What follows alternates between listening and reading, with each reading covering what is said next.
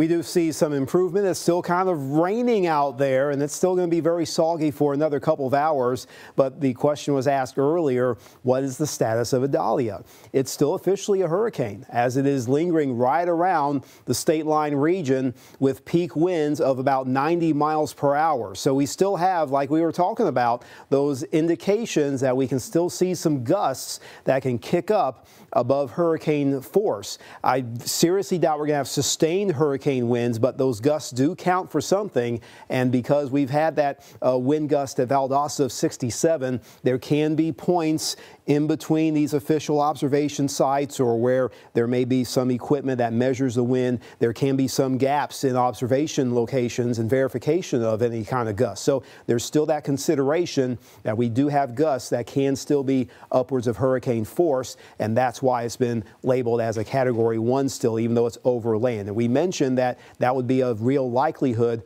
because of the overall situation and setup with this storm that will continue to keep some rougher conditions moving through sections of the southeastern side of Georgia. Now, we've seen a little reduction in the flood watch zone. Looks like Suwannee County has been taken out and some portions of northeast Florida as well, but we still contain most of our counties with that possibility of too much water at once or a prolonged spell of heavy rain. So there will be times where we see the rainfall amounts adding up. I've surveyed a few areas based on some of the observation points scattered around. I've seen some rainfall amounts as high as about 5 inches. Some estimates have been a bit higher in the Madison County area, north to Valdosta, where the rain is still falling. Another 2 to 4, maybe 5 inches are possible before we are done with the rain activity.